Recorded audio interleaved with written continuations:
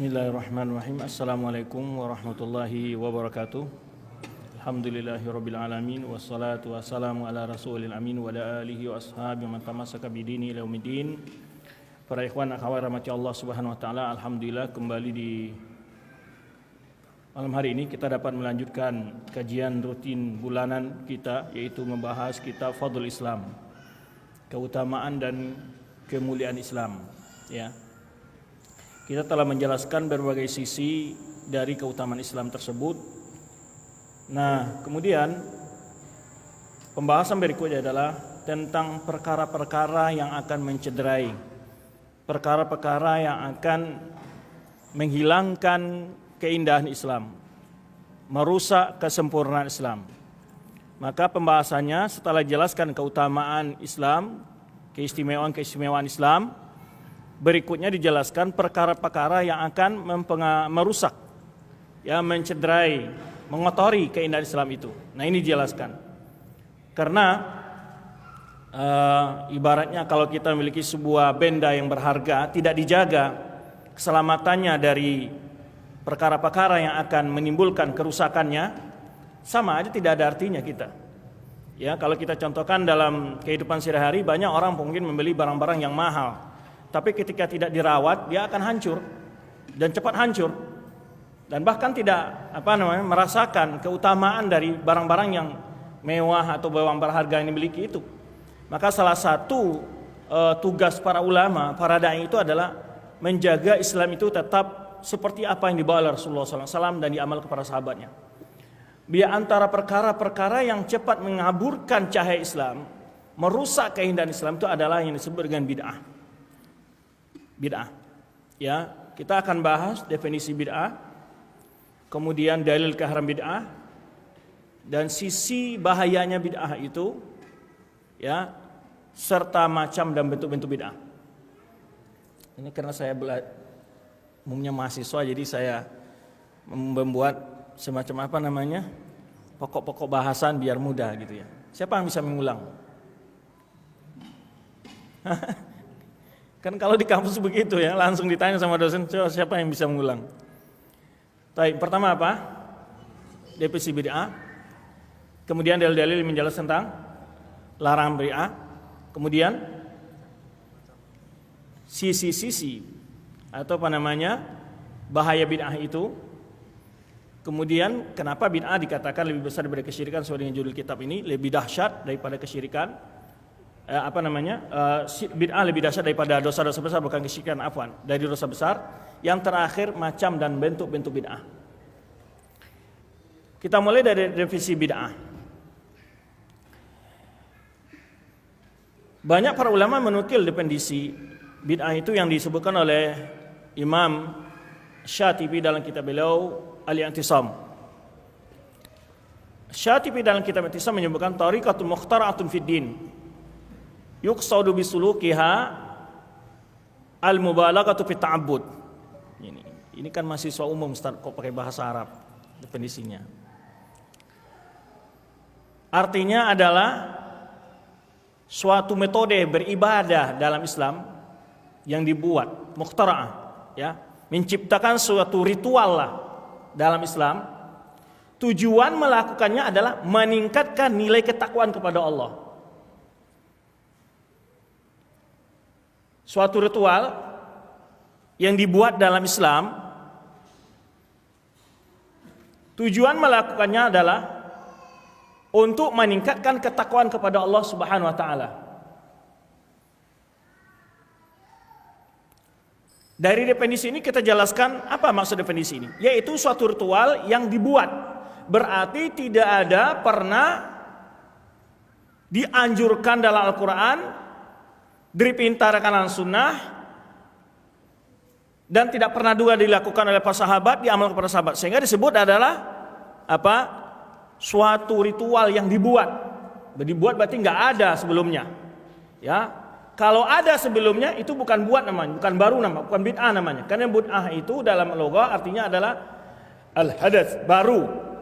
Oleh sebab itu dalam hadis sebutkan man ahdatsa, siapa yang menambah-nambah, yang membuat. Jadi nggak ada contoh sebelumnya.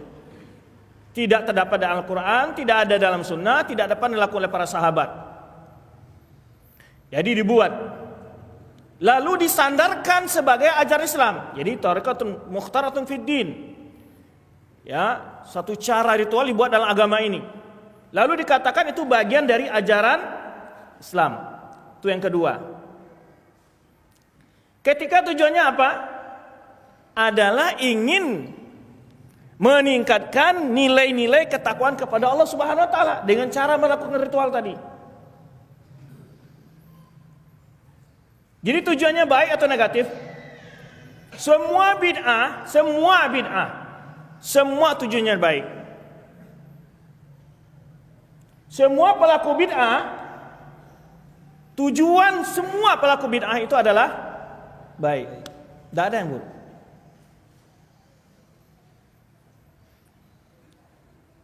Pelaku bid'ah tujuannya ingin meningkatkan ketakwaan kepada Allah SWT. Namun itu diharamkan dalam Islam. Kenapa? Karena tidak diperintahkan dan tidak disuruh, dan di mana dia tahu kalau ritual itu dilakukan mendapat pahala dari siapa? Dan dia telah mencemari kemurnian kesempurnaan Islam. Kan sebelum kita jelaskan, Islam itu telah sempurna, baik ajaran berhubungan dengan akidahnya, baik ajaran berhubungan dengan ibadahnya, baik ajaran berhubungan dengan muamalahnya, baik ajaran berhubungan dengan akhlak, sempurna. Hanya tinggal kita untuk mempelajari saja, mendalami dan mengamalkan serta mendakwahkan, menyebarkan, mensosialisasikan kepada masyarakat. Taib, itu definisi bid'ah. Kita jelaskan tadi ada 3 pokok di dalam definisi. Pertama, dia tidak pernah mukhtara'atun, dibuat-buat. Yang kedua apa?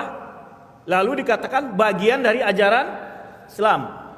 Yang ketiga apa? Dianggap sebagai media untuk meningkatkan ketakwaan kepada Allah. Maka semua pelaku bid'ah itu tidak pernah ngaku bid'ahnya sesat. Ada nggak ngaku bid'ahnya sesat? Nggak ada. Nggak ada pun kelompok bid'ah mengaku bid'ah kami ini sesat. Nah, taib, itu definisi. Sekarang tentang apa lagi? Keharam bid'ah di dalam agama ini. Alasannya dari Al-Quran pertama. Ada seseorang yang sangat bersemangat ya, gandrung menyuarakan bid'ah-bid'ah hasanah. Dia mengatakan, dalil orang-orang yang mengharamkan bid'ah itu hanya satu ayat saja. Yaitu firman Allah, al-yauma akmaltu lakum dinakum wa asmamtu alaikum ni'mati wa raditu lakumul Islam madina. Surat Al-Maidah ayat 3. Tidak, dalam Al-Quran banyak dalil-dalil yang lain. Itu dalil pertama, boleh dicatat itu. Di antara dalilnya, pada hari ini kata Allah, telah aku sempurnakan agamamu, bagimu agamamu. Al-yauma akmaltu lakum dinakum wa asmamtu alaikum ni'mati, dan telah aku sempurnakan nikmatmu terhadapmu. Wa raditu lakumul Islam madina, dan aku redha Islam sebagai agama kalian. Jadi agama itu telah sempurna. Nikmat Allah sempurna dengan turunnya ajaran Islam yang sempurna itu. Makanya wasmamtu alaikum ni'mati. Nikmati kata Allah, telah disempurnakan nikmat kepada kalian. Lalu dikaitkan dengan Islam sebagai agama kita diridhai oleh Allah Subhanahu wa taala. Artinya Islam yang dibawa oleh Rasulullah SAW adalah agama yang sempurna, yang tidak butuh untuk ditambah maupun dikurangi. Menambah sesuatu yang sempurna, ibaratnya air udah penuh, ini antum isi terus, gimana? Berefek buruk atau berefek baik? Buruk. Dalam urusan apa saja, jangankan agama, urusan dunia, sesuatu yang sudah pas, bila antum otak-atik, tambah atau kurangi, menjadi rusak. Urusan dunia saja begitu. Ya, apa saja, antum ada yang dia arsitek ya, umpamanya ukuran bangunan sudah pas nih ukurannya. Lalu dia buat prediksi berbeda dari ahli arsitek lain. Ini harus tambah dikit lah, biar kokoh, biar nggak kegoyang ke gempa, ya kan? Padahal ukurannya pas. Itu akan berefek. Kenapa? Kalau antum tambah beban, semuanya harus tambah. Antum umpamanya kuatkan tiang yang penyanggah di atas gitu ya. Lalu ini tidak menurut ukuran yang pas. Ini tetap pada ukuran yang asli yang antum buat. Ini akan berefek. Ketika ada gempa, ini kan lebih berat bebannya. Saya juga nggak ada arsitek, cuman saya tahu dikit-dikit begitu aja gitu ya. Begitu contohnya, sesuatu yang sudah ada ukuran-ukurannya oleh ahlinya, jangan pernah contohnya saja sekarang. Menurut ilmu kesehatan, panas badan itu maksimum berapa? 37 ya. Ada yang di Fakultas Kedokteran nggak di sini? Kalau salah kritik aja ya. 37. Lalu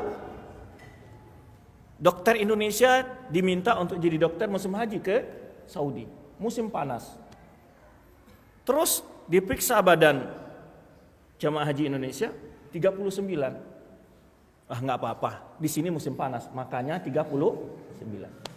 Gimana Nur antum? Kan mengembangkan dia. Dia katakan, memang kalau di sini Pak cuacanya panas, makanya badan biasa 39 gitu ya. Padahal normalnya semua manusia suhu badannya berapa cuman? 37. Jadi kalau sudah menyalahi dari pakar ahli, agama ini siapa ahlinya ya? Rasulullah SAW dapat wahyu dari Allah. Para sahabat yang langsung belajar pada Rasulullah SAW. Maka kalau sesuatu yang sempurna dalam ilmu bidang apakah disiplin apa saja, kalau sudah sempurna itu menjadi rusak. Ibu-ibu aja lah kalau dandan pakai apa namanya krem gitu ya, supaya masang bedaknya. Coba kremnya kalau terlalu tebal, dipasang lapisan bedak setelah itu, terus jalan gugur itu bedaknya. Pokoknya menyalahi aturan yang sudah berlaku berefek rusak. Itu intinya begitu. Itu dalam semua ya, ilmu begitu. Apalagi agama. Kenapa? Antum menyuruh sesuatu, dari mana antum tahu ini perintah Allah perintah Rasul? Yang ada aja udah nggak kelakuin, sekarang dibuat-buat cara-cara baru. Memang yang ada ini udah dia dianggap usang, nggak pas lagi gitu ya, nggak sesuai dengan zaman milenium gitu. Ya, sholatnya orang milenium ini nggak 5 waktu lagi gitu ya, karena sibuknya dipindahkan jadi 3 waktu terus begitu. Atau di jama' aja asar dengan zuhur, karena begitu kota Jakarta macet semacam-macam, dibuat semacam ajaran begitu, boleh nggak? Ya, kalau sudah baku jangan dirusak. Dalil kedua dalam surat Asy-Syura ya, Allah Subhanahu wa taala berfirman,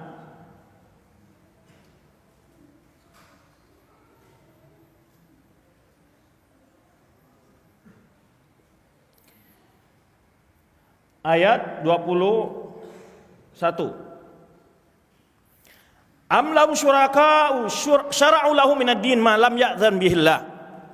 Am lahum syuraka'u ma lam ya'zan syara'u lahum minad din ma lam ya'zan bihillah laula kalimatul fasli laqudiya bainahum wa inna zalimina lahum adzabun alim. Surat Syura ayat 21. Apakah mereka mempunyai sesembahan selain Allah? Maksudnya sekutu-sekutu yang membuat agama bagi mereka, membuat ajaran dalam agama ini yang tidak pernah mendapat izin dari Allah. Yang dapat izin dari Allah membuat siapa? Para kiai, para ustadz, para wali enggak dapat izin. Ya.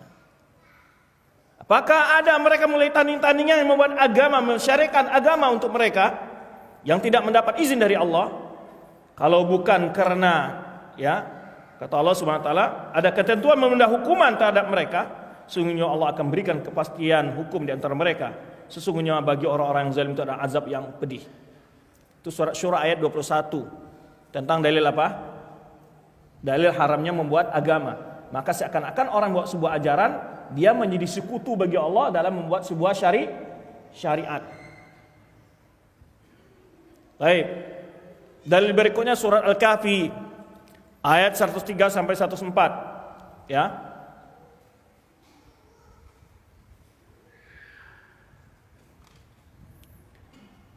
Karena antum adalah mahasiswa, calon ya, generasi muda dan pemimpinnya akan datang. Bukan calon generasi muda, calon pemimpinnya akan datang. Antum lihat seorang pejabat yang tidak belajar akidah, tidak belajar agama, apa efek buruk yang ditimbulkan dalam berbagai keputusan undang-undang dibuat oleh dia.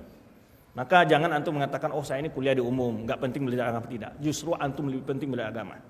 Bukan berarti antum belajar agama itu fokusnya jadi ustadz, bukan. Karena untuk menjadi ustadz itu spesialisasi. Beda lagi, dia harus belajar ilmu usul fikih, ya, usul lughah, usul hadis, banyak lagi itu. Tapi kalau maklumat umum-umum begini, itu semua kaum muslimin harus mengetahui. Sehingga antum ketika nanti memiliki posisi-posisi dalam kedudukan sosial masyarakat, politik segala macamnya, jangan bingung.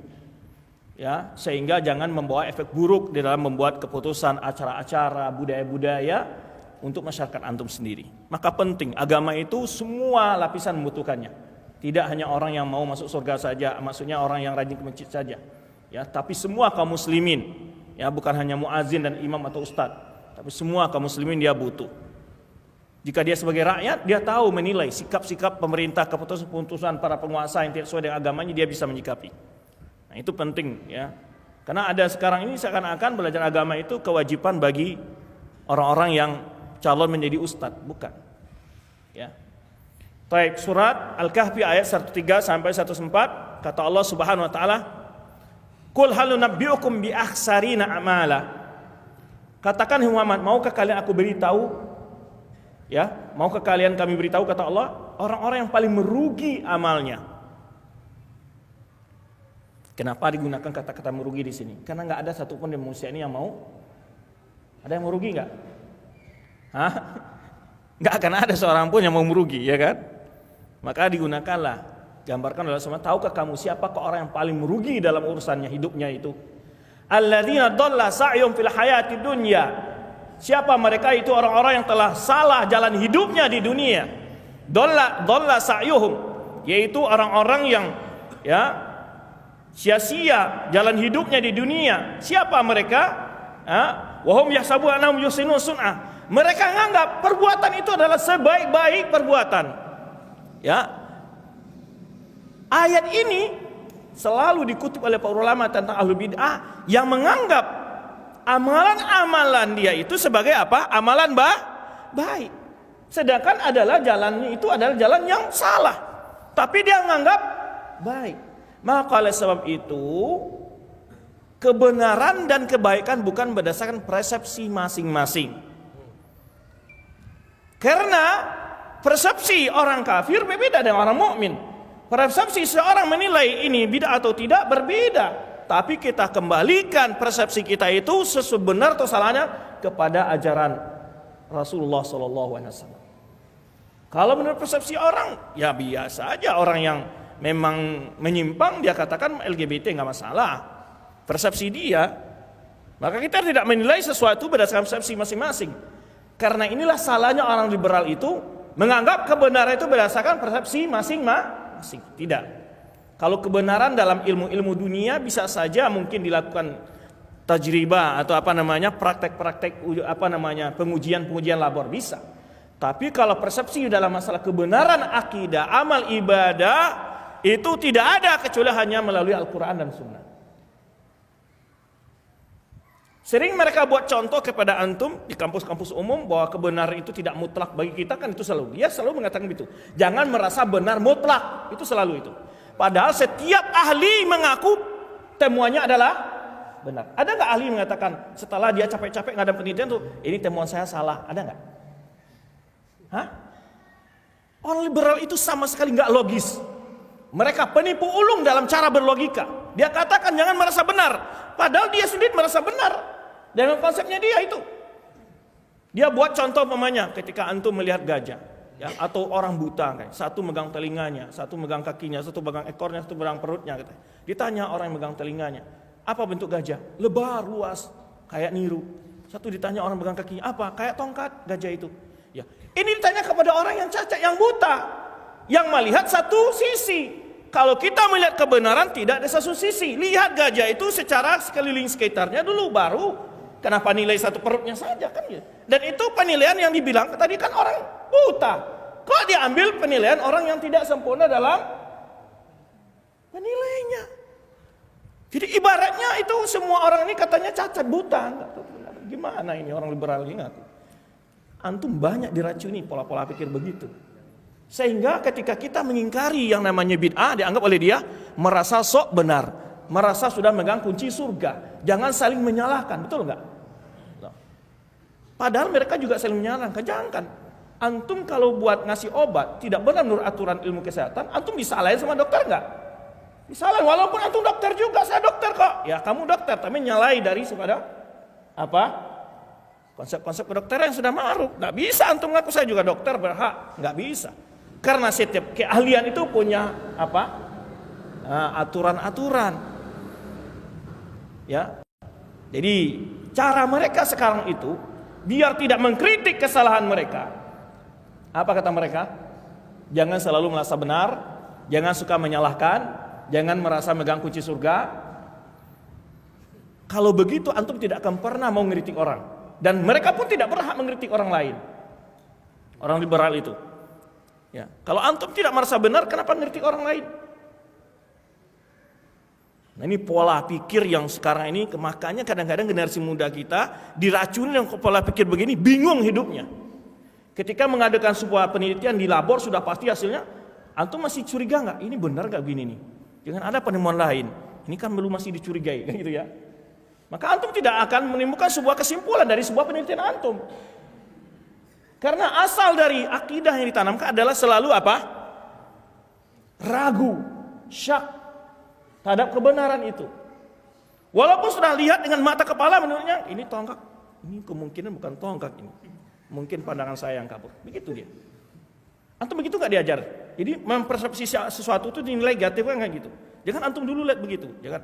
Pokoknya antum buat kesimpulan beda dari apa yang antum lihat. Begitu dia pola-pola dia masukkan racun itu.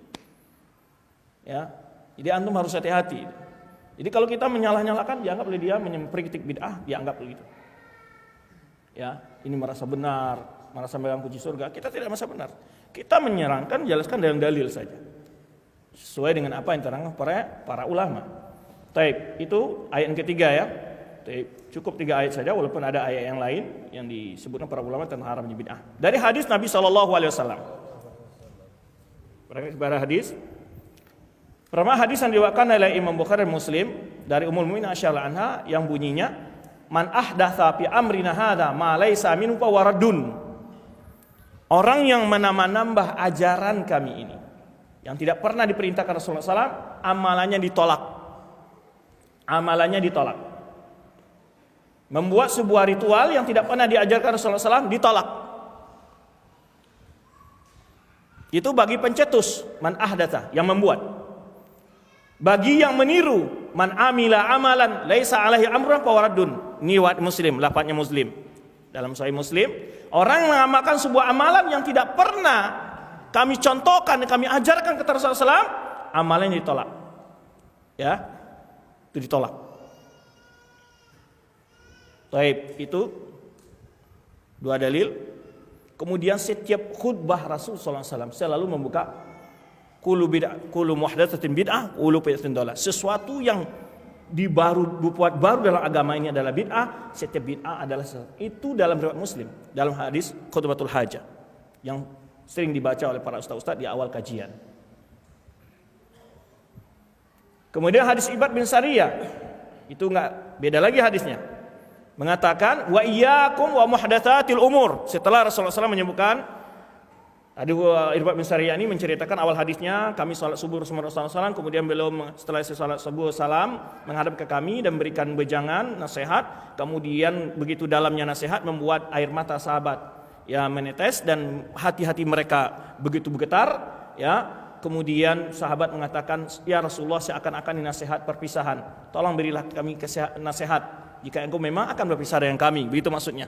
Maka Rasul menyebutkan, usikum bittaqwallah wa sam'i wa ta'ah. Saya nasihatkan kepada kalian senantiasa bertakwa kepada Allah, takut kepada Allah, taat dan patuh kepada pemimpin. Kemudian beliau menyebutkan, fa innahu may ya'ish minkum. Sesungguhnya siapa yang panjang umurnya di antara kalian nanti, kata Rasulullah kepada sahabatnya, fa sayara ikhtilafan katsira, akan melihat pemikiran, pendapat perselisihan yang begitu banyak. Nyata. Ya, sampai zaman sekarang, apalagi semakin jauh sama Rasulullah SAW, semakin banyak perselisihan itu. Lalu diberikan konsep untuk solusi perselisihan itu, bagaimana supaya tidak terjerumus ke dalam masalah itu, dalam perbuatan itu. Fa'alaikum bisunnati wa sunnati khulafair rasyidin mahdiyyin ba'di. Pegang teguh sunnahku dan sunnah khulafair rasyidin. Untuk tidak terjauh kepada perselisihan, untuk menemukan pendapat yang kita berselisih dalamnya, solusinya kembali kepada pendapat para sahabat dan sunnah Rasulullah SAW. Lalu beliau sebutkan, wa iyyakum wa muhdatsatil umur. Hati-hati kalian dalam perkara-perkara yang baru dalam agama ini. Karena perkara yang baru inilah yang sebabkan memecah belah tadi. Jadi tadi fa innahu may ya'ish minkum, siapa yang panjang umurnya di antara kalian nanti akan melihat perpecah belahan yang banyak. Lalu beliau mencarikan solusi, bagaimana solusi dari melihat perpecah belahan itu. Apa sikap yang diambil oleh seorang muslim? Setelah itu beliau menyebutkan perpecahan-perpecahan itu ditimbulkan oleh apa? Bid'ah. Maka beliau katakan wa iyyakum wa muhdatsatil umur. Hati-hati kalian terhadap perkara-perkara yang baru dalam agama ini. Fa inna kullu muhdatsatin bid'ah. Setiap perkara yang baru dalam agama ini adalah bid'ah. Wa kullu bid'atun dhalalah. Setiap bid'ah itu adalah sesat.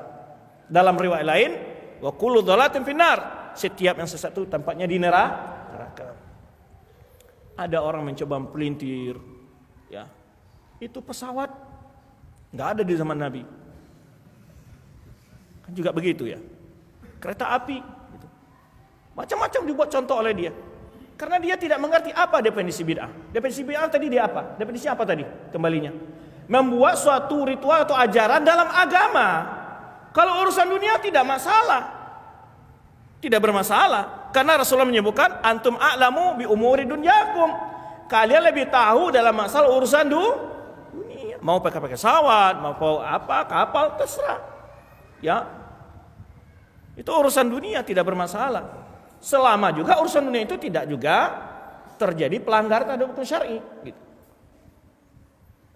Umpamanya pelanggaran syar'i kalau umpamanya dianggap, kalau naik haji mau mabrur harus naik pesawat. Nah itu baru, itu sudah dikait-kaitkan dengan sesuatu, nggak boleh lagi itu.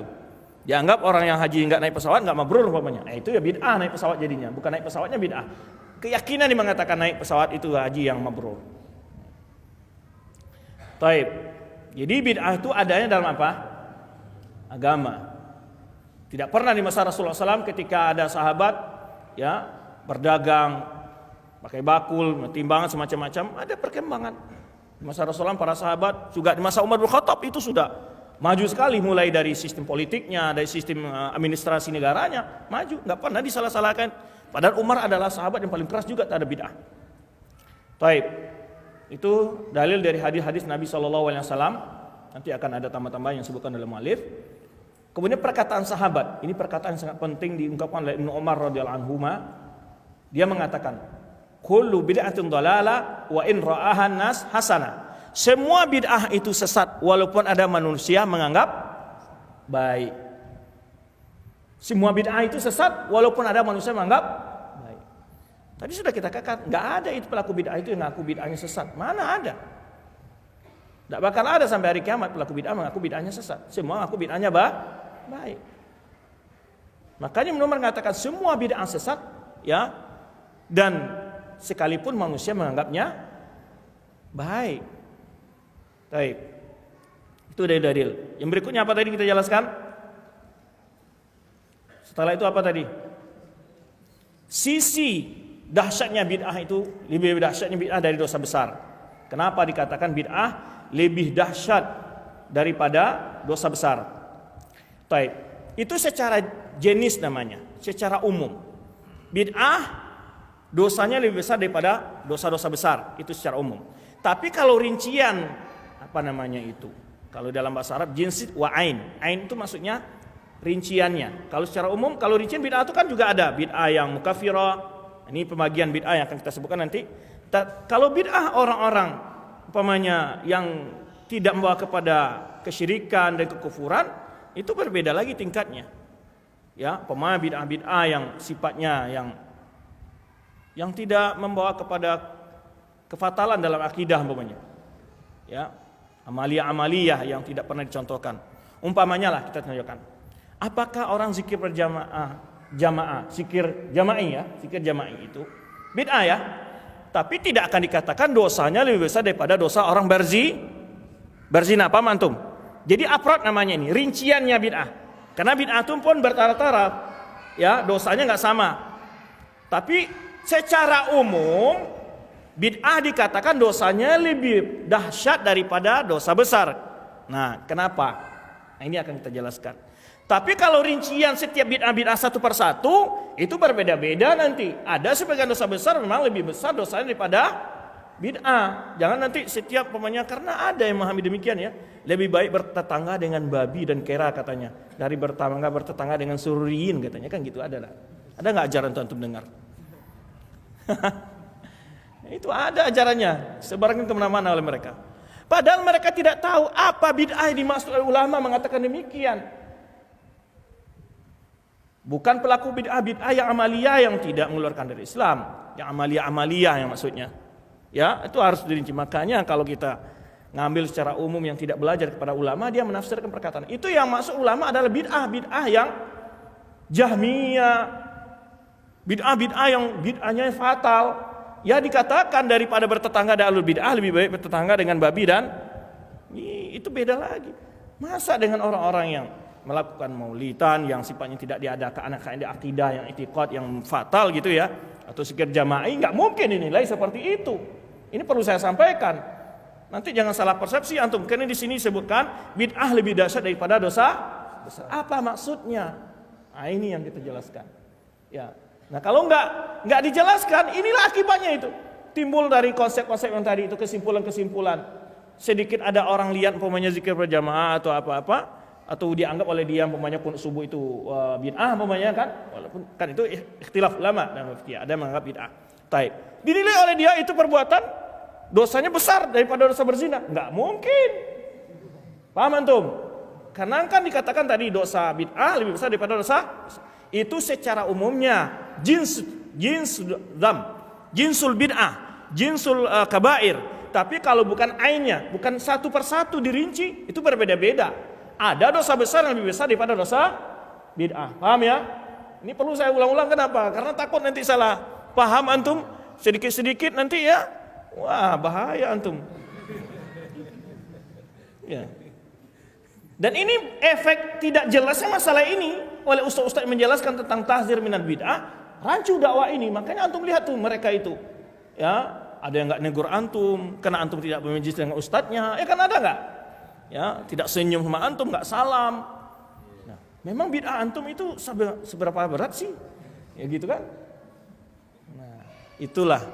Ini karena tidak belajar dengan benar kepada para ulama sehingga banyak salah dalam menerapkan kaidah-kaidah ulama itu. Makanya orang-orang sebelah menuduh kita seperti itu semua ya kan? Kan nuduh seperti itu semua. Oh, itu orang Wahabi itu radikal, nggak mau salam, nggak mau apa kan gitu. Dituduh gitu semua kan. Nah, akibat dari efek ini nih, memang kita tidak pungkiri ada di sana orang-orang yang memang sudah menisbahkan diri kepada dakwah yang benar ini, dakwah sunnah, dakwah manhaj salaf ini, yang mereka itu ilmunya belum matang, ibaratnya jual makanan yang nggak matang di pasar, bikin orang sakit perut. Makanya banyak yang ikut pengajian di situ itu sakit perut orang buatnya. Itu ibaratnya.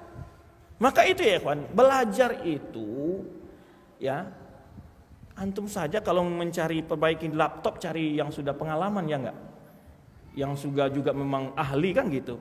Kok baru-baru ada ustadz baru pintar ngomong semacam, wah ini bagus nih kajian, enggak jelas ini belajarnya bagaimana, lewat di mana pendidikannya. Makanya banyak yang saya katakan itu orang-orang yang sedikit ngikuti arus seperti ini pengajiannya, itu adalah orang gila kuliner, tapi kuliner kajian. Sedikit ada masjid ilmu baru, wah ini bagus nih ustadz ini, ikut dong. Nah, terus sudah masuk syubhat, nah, untuk keteleran setelah itu, kan gitu. Jadi jangan sembarangan belajar, itu memang betul. Apalagi sekarang ini luar biasa ya, banyak sekali dakwah-dakwah menyebar. Tampilan juga sama, punya jenggot, celana cingkrangan, tapi tidak setiap orang jenggot, celana cingkrangan yang betul mengajak kepada manhaj salaf, antum harus tahu itu. Ya. Baik, maka tadi kita jelaskan kenapa ini. Pertama sisi kenapa bid'ah itu lebih dahsyat. Ya. Karena ya, orang yang melakukannya menganggap bid'ah itu tak ketaatan. Sedangkan kalau dosa besar itu apa? Maksiat. Kalau orang melakukan maksiat, dia sedang merasakan sesuatu yang salah atau melakukan yang benar? Salah. Betul enggak? Dia masalah. Tapi kalau orang sedang melakukan bid'ah, dia merasa apa? Benar dia. Nah, timbul efek berikutnya. Kalau antum kritik, itu bahayanya. Kalau orang lakukan maksiat, dinasihatin, dia walaupun tidak berhenti tapi juga nggak ngeyel. Nggak ngeyel. Tapi kalau ahlu bid'ah, ngeyel dia. Ini sisi ketiganya ini. Dibuat syubhat, dibuat hujah-hujah, dalil-dalil oleh dia. Makanya itu bid'ah lebih parah daripada maksiat. Itu maksudnya. Karena pelaku maksiat, dia sadar sedang melakukan sebuah dosa. Sedangkan pelaku bid'ah, dia sedang melakukan apa menurut dia? Ibadah. Kalau antum cegah dia anggap melarang orang melakukan ibadah antum itu. Ini anti-Islam ini. Gitu. Begitu itu. Maka di sisi ini parahnya, tahu antum. Di sisi itu parahnya. Jadi pelakunya itu, sisi berikutnya adalah pelakunya itu sulit untuk diberi nasihat dan sulit untuk bertobat dari bid'ahnya. Mana mungkin orang merasa benar mau ngaku salah, enggak mungkin. Tapi kalau pelaku maksiat, gimana dia? Setelah menyelesai melakukan itu, dia malah khawatir ya, menyesal, takut datang azab Allah, macam-macam. Dia terus dihantui oleh dosa itu. Tapi kalau orang melakukan bid'ah, candu dia, malam besok apalagi jadwalnya ini ya. Tunggu-tunggu sama dia. Itu dahsyatnya. Paham antum? Ya, maka oleh sebab itu Sufyan bin Uyainah mengatakan bid'ah itu lebih disenangi oleh iblis daripada maksiat. Kenapa? Karena bid'ah la yutabu minha. Karena pelaku bid'ah sulit untuk bertaubat, senantiasa melakukan kesesatan itu. Sedangkan pelaku maksiat sangat mudah bertaubatnya. Ini kelihatan sisinya oleh antum. Kenapa bid'ah itu dianggap lebih dahsyat daripada maksiat? Paham ya? Jangan salah paham nanti ya. Baik. Jadi sisi pertama tadi apa? Orang yang melakukannya merasa benar dan merasa melakukan ibadah. Beda kalau orang melakukan maksiat tadi. Dia rasa salah, dia tahu ini dosa. Ya. Nah. Kemudian yang kedua, ini disebutkan oleh Syekh Shalih Al-Syekh dalam kitab beliau mensyarahkan Fadlul Islam ini. Kata beliau, bid'ah itu menambah agama. Menambah itu lebih besar kesalahan daripada apa? Mengurangi. Karena apa? Karena kita beramal itu sesuai kemampuan kita. Sekarang tidak diperintahkan, malah dilakukan. Salah enggak itu? Ya kan? Allah saja membebani perintah-perintahnya kepada kita. La yukallifullahu nafsan illa wus'aha. Dalam Rasulullah menyebutkan hadisnya, ma'amartukum bihi fa'tu minhu mastata'tum. Lakukan perintah yang aku perintahkan itu sesuai kemampuan kalian. Nah kalau nggak mampu kita kan nggak dibebani. Kan kurang kita itu. Tapi kita tidak celah karena memang itu kebatasan kita. Ini enggak menghabiskan waktu, menghabiskan tenaga, menghabiskan dana untuk sesuatu yang tidak pernah diajarkan oleh Rasulullah SAW. Fatal enggak itu? Efeknya lagi apa? Di samping itu perintah yang diperintahkan enggak dijalankan, perintah yang enggak disuruh ini efeknya fatalnya di situ tuh. Coba antum lihat zikir berjamaah, salawatan berjamaah, tapi salat nggak jamaah.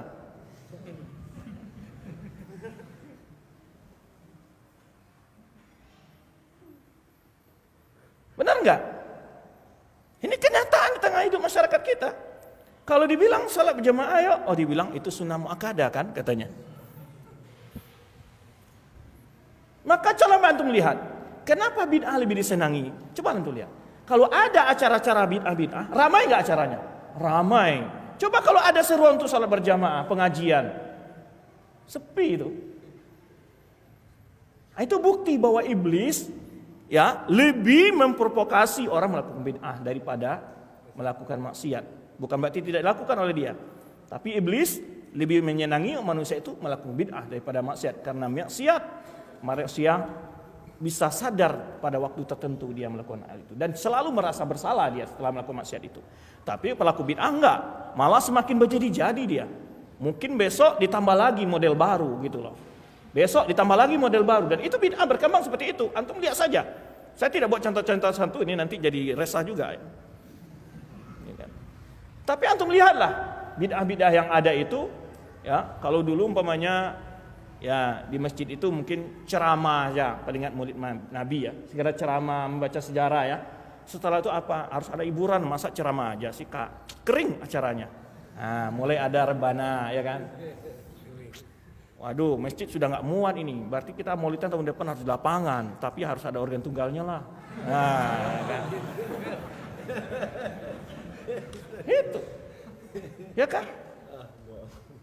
Jika itu loh, itulah bahayanya bid'ah, itu bahayanya di situ. Sudah nggak tahu lagi lah, ya, kacau balau jadinya. Nah, itulah modelnya. Makanya ulama sangat getol menyerukan itu bahaya bid'ah itu. Ya, baik. Ini penjelasan tentang kenapa bid'ah lebih dahsyat daripada maksiat. Baik. Sisi ketiga adalah pelaku bid'ah itu dia memiliki syubhat. Ada hujah-hujah yang dilakukan. Orang lakukan maksiat ada nggak hujah nggak? Kenapa berzina? Oh, dalilnya ada kok. Ada nggak? Ada nggak? Nggak ada kan? Tapi kalau antum bid'ah antum kritik, apa katanya? Ada dalilnya kok, ya kan? Ini loh, ulama ini bolehkan loh, gitu. Nah, itu keperbedaan ulama. Banyak argumentasinya, banyak sekali argumentasinya. Bahkan nggak ada dalil pun dicari-cari dalilnya. Nah, kadang-kadang dalil berbeda apa yang dimaksud, dia lakukan yang beda. Contoh ini, kenapa dikatakan syubhat itu? Kita umpamanya peringatkan orang, kalau ziarah kubur itu nggak boleh minta-minta ke kuburan, ya nggak boleh duduk makan di kuburan, baca Quran macam-macam di kuburan, nggak boleh. Ini anti ziarah kubur ini. Rasulullah SAW menyunahkan ziarah kubur. Dalilnya apa? Rasulullah SAW mengatakan, sebelum dulu sekalian saya melarang kalian ziarah kubur, sekarang ziarahilah kubur. Ini dalilnya. Nah, antum bisa jawab. Ini kan dalil ziarah kubur, Mas, bukan dalil tentang minta-minta ke kuburan, ngalap berkah di kuburan, mana dalilnya? Paham antum? Itu syubhatnya di situ. Jadi digunakan dalil, masalah dalil ini persoalan yang beda. Mereka tidak bedakan. Sekaligus menjadikan dalil ini untuk melegalkan bid'ah-bid'ahnya. Paham antum? Ketika maunya, selawat jangan campur-campur dandut apa namanya itu? Apa? Campur sari ya. Dangdut campur sari itu ya. Atau jepongan gitu. Kenapa kamu larang orang selawat? Rasulullah SAW memerintahkan kita banyak berselawat. Allah saja perintahkan, innallaha malaikatahu yusholluna 'alan nabi ya ayyuhalladzina amanu shallu 'alaihi wasallimu taslima. Allah menyuruh, hai orang beriman, sungguhnya malaikat, ya. Innallaha, ini sungguhnya Allah dan para malaikat bersolawat kepada Nabi. Hai orang beriman bersolawat kepada Nabi. Ini dalil jelas ayatnya.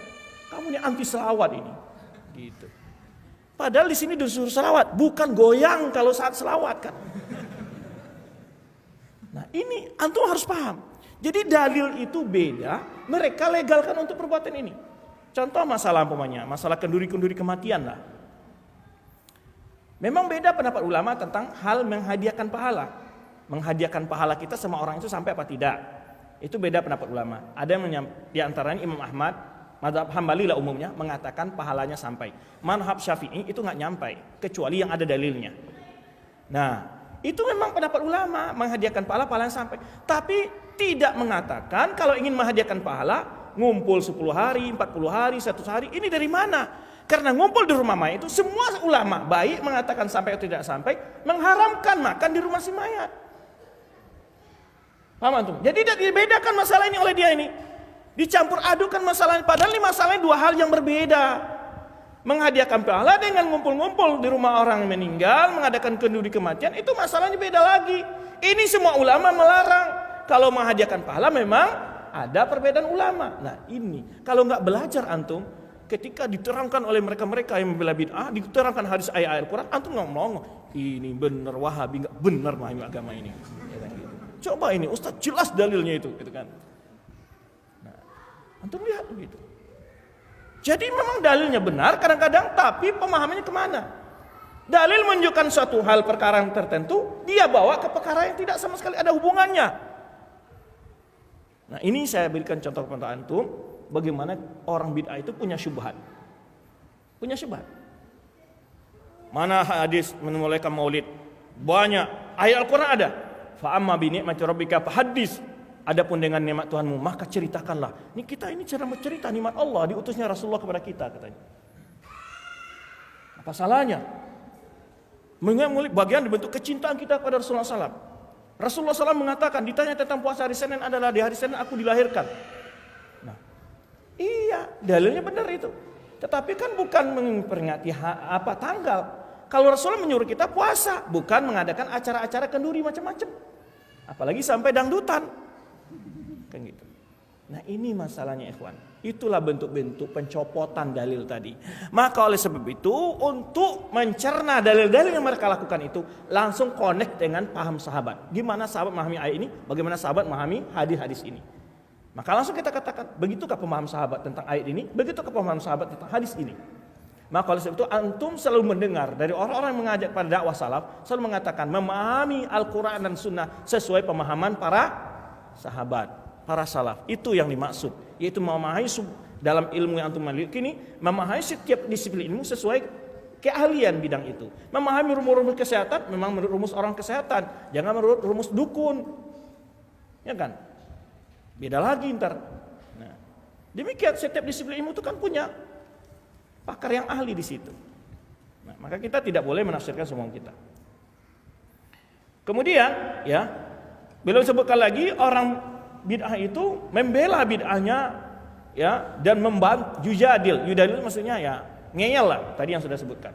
Kalau orang melakukan maksiat nggak ada yang ngeyel, dia ngaku aja salah, udah. Yang kelima, ya, bid'ah ini dosanya jariyah. Ada nggak orang pemanya, ya, nyontoh buat maksiat, nyontoh dari orang lain pemanya. Kalau ada orang berbuat sebuah maksiat, ya, dia berbuat maksiat tidak ada dasar contohnya. Tapi kalau berbeda, itu ramai-ramai ada contohnya, diajarkan begini begitu. Jadi dosanya jariyah. Maksudnya apa? Antum buat suatu amalan yang nggak ada diajar Rasulullah SAW, ritual, lalu antum promosikan, banyak orang ikuti. Nah, ini dosanya jariyah ini. Selama orang ngamalkan itu, antum dapat, kecuali antum tobat. Mudah-mudahan antum juga menerima tobat antum yang sudah pernah melakukan bid'ah itu. Nah, kalau maksiat, nggak ada dosa jariyah maksiat. Si B zina di kampung sana, si C kampung sana, itu nggak ada hubungannya, ya kan? Masing-masing dosa masing-masing. Tapi kalau maulidan di sini, maulidan di sana, itu ikut siapa dia? Karena ada yang promosikannya. Yang promosiin dapat itu dia. Ya, memang ya perlu kita jelaskan kepada masyarakat, ya, dengan perkara-perkara ini biar mereka melek, kata orang, biar tahu kenapa bid'ah itu sangat ditegur keras dalam ajaran Islam. Ini efeknya sangat banyak. Itu yang sisi-sisi buruknya tadi sudah kita jelaskan. Ya, pelaku bid'ah itu hukumnya berat. Seperti Rasulullah SAW menegaskan tentang hukum orang Khawarij. Sampai Rasulullah SAW menyuruh untuk memerangi mereka. Tapi tidak pernah pelaku maksiat disuruh diperangi, dihukum saja sesuai dengan hukum yang memang Allah sebutkan dalam Al-Quran dan Sunnah. Tapi pelaku bid'ah itu ada yang diperintahkan Rasulullah SAW diantaranya untuk diperangi seperti orang Khawarij. Fa'iyulaqitumu faqtuluhu fa'inna fi qatlihim ajr. Jika kalian berjumpa, bunuh mereka. Tentu tetap di bawah komando pemerintah, ya. Bukan seperti sekarang ini ada Omar Osmar yang mau sweeping, katanya alir sesat. Tapi karena beda dengan dia, dianggap sesat semua sama dia. Karena juga ormas sekarang sweeping orang gitu, ya. Ini nggak benar gitu. Ya. Sebetulnya kalau itu dilawan dan dihabisi sama orang, dia hancur sendiri itu. Karena dia nggak bertindak di luar jalur hukum. Dia sebagai apa? Memang dia polisi, penegak hukum? Enggak. Maka nggak boleh. Ya, ormas melarang kelompok-kelompok lain pengajian. Ini sudah liar sebetulnya. Negara ini liar sebetulnya. Yang berhak melarang, menutup, itu hanya pemerintah, bukan ormas. Kalau ormas ini dilawan sama ormas lain, habis itu. Bisa hancur negara ini. Maka ini loh, penegak keamanan jangan pakai tangan-tangan ormas untuk melarang hal-hal yang tidak benar ini. Sebetulnya karena ini adalah saya amati dari banyak daerah itu, kadang-kadang ya ormas itu ada pembiaran. Sebetulnya mereka itu ditangkap, itu mereka yang intoleran. Asli mereka yang intoleran itu. Mereka yang radikal sebetulnya. Karena ada perbedaan paham, keadaan amal-amal, ya, amalia, dianggap radikal. Lalu di stop dengan kekuatan-kekuatan, membubarkan pengajian. Ini sebetulnya ini yang radikal ini. Kalau memang ada hal-hal yang perlu dialog, datangi, temui ustadznya, temui pimpinannya, diajak dialog. Ini kenapa begini, apa begini? Apa benar dalil ini? Apa antum benar begini, begini? Dan betapa banyaknya sebetulnya provokasi-provokasi untuk itu adalah berita bohong. Berita-berita yang dipelintir. Nah, baik. Kemudian setelah itu beliau menyebutkan itu sisi apa? Sisi apa tadi? Kenapa bid'ah bisa disebut lebih dahsyat daripada pelaku dari perbuatan maksiat. Tapi sudah kita katakan ya, itu secara umum, bukan rincian per bentuk bid'ah ya. Bukan juga rincian per bentuk maksiat. Tapi ada maksiat lebih besar dosanya daripada bid'ah-bid'ah tertentu gitu loh. Ya. Baik. Kemudian setelah itu beliau menyebutkan dalil firman Allah Subhanahu wa taala, ya, innallaha la yaghfiru asyraka bihi wa yaghfiru ma duna dzalika liman yasha. Sungguhnya Allah tidak mengampuni orang mempersekutukan Allah Subhanahu wa taala dan mengampuni dosa selain itu bagi siapa yang dikehendaki Allah. Jadi Allah tidak mengampuni dosa syirik. Kenapa ayat ini disebutkan tentang menjelaskan bahwa bid'ah lebih dahsyat daripada maksiat? Nah, kita harus cari nih, kenapa ini dipakai ayat ini? Karena di antara bid'ah-bid'ah itu adalah banyak menjadi media membuat syirik. Gitu. Karena banyak sekali dari media dari bid'ah-bid'ah itu menjadi media pengantar, akhirnya jatuh ke dalam kesyirikan. Contohnya apa? Contohnya umpamanya bid'ah dalam masalah kubur umpamanya. Orang ngalap berkah di kuburan, makan di kuburan, sholat di kuburan, baca Quran di kuburan. Sehingga berkembang akhirnya ada yang minta kepada orang yang dalam kubur itu. Nah, itu salah satu bentuk ciri kenapa agama kita hadis-hadis begitu banyak melarang umpamanya menjadikan kuburan orang soleh itu sebagai tempat untuk beribadah. Kenapa? Karena itu. Karena bisa membawa kepada perkara-perkara yang kesyirikan. Baik. Kemudian beliau menyebutkan firman Allah Subhanahu wa taala, innallaha la yaghfiru asyraka bihi, itu yang sudah kita jelaskan. Apa hubungan ayat ini dengan pembahasan? Kita jelaskan. Karena di antara bid'ah tadi macam-macam bid'ah itu macam-macam, ada bid'ah syirkiyah, ya, ada bid'ah mukaffirah, ada bid'ah ghair mukaffirah. Bid'ah mukaffirah ini yang bid'ah-bid'ah berhubungan dengan keyakinan. Ya. Kemudian bid'ah ghair mukaffirah, bid'ah-bid'ah yang amaliyah yang tidak mengeluarkan pelakunya dari Islam.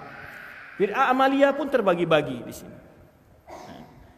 Itu dari segi umum. Ada lagi yang bagi bid'ah zamaniyah, ada bid'ah makaniyah, ada bid'ah adadiyah. Maksudnya apa bid'ah makaniyah? Bid'ah yang mengkait-kaitkan dengan hubungan suatu tempat, yang mengatakan tempat ini keramat, meyakini. Contohnya saja keyakinan orang Syiah mengatakan Karbala itu lebih mulia daripada tanah Makkah.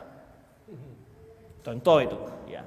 Bid'ah zamaniyah umpamanya mengatakan sebuah waktu-waktu tertentu ini afdal untuk beribadah. Ya. Bid'ah kaifiyah, bid'ah membuat suatu pola-pola ibadah yang dasarnya ada umpamanya. Ada seseorang umpamanya setiap dia mau masuk WC umpamanya, dia baca salawat dulu, Allahumma shalli ala Muhammad wa ala ali Muhammad. Salat boleh enggak? Boleh, tapi pengkhususan kaifiyah tadi itu, nah ini masalah, paham? Ya, setiap mau masuk WC dia, bukan baca doa masuk WC saja, dia juga salawat dulu. Lalu ketika ditegur, kamu nggak tahu ayat menyuruh kita banyak bersalawat kepada Nabi SAW. Nah, pengkhususan tempat ini yang jadi masalah, karena tidak pernah dikhususkan, baik jumlah, tentu, semacam. Paham antum? Jadi bid'ah itu kadang-kadang di situ, menentukan tempat, menentukan metode, menentukan cara, bilangan, ya, waktu. Nah, itu macam-macam bentuk bid'ah, ya. Dan bid'ah secara hukumnya tadi kita pernah ada yang mukaffirah, ada yang ghairu mukaffirah. Ada yang membawa kepada kekufuran, ada yang tidak mengkufurkan. Taib. Ini tinggal berapa lagi ini waktunya? 10 menit. Dalil berikutnya, faman adzlamu man iftara 'ala Allahi kadziban. Siapa yang lebih zalim dari orang-orang membuat kedustaan atas nama Allah dengan dengan kebohongan? Apa maksudnya itu? Karena orang-orang pelaku bid'ah itu pembohong atas nama Allah, karena dia katakan ini adalah ajaran agama. Pembohong besar itu dia.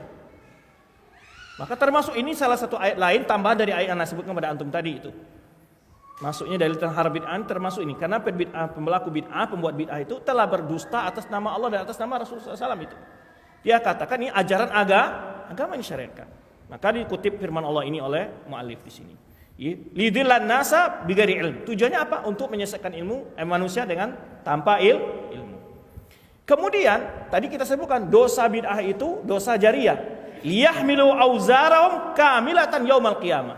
Maka orang yang membuat bid'ah lalu diikuti oleh orang-orang, maka dia menanggung dosa orang yang disesatkan tadi. Berapa banyak orang ikutinya. Jadi maka dia akan terkena mengikuti itu. Akan menanggung dosa-dosa orang disesatkannya secara sempurna pada hari kiamat, ya. Wa min auzar alladziina yudhillunahum. Mereka membawa dosa mereka dan dosa orang-orang yang mereka sesatkan tanpa ilmu, ya. Ala sa'a ma yazirun, betapa buruknya apa yang mereka pikul pada hari kiamat. Nah, itu dalil-dalil tentang haramnya bid'ah tadi tambahannya.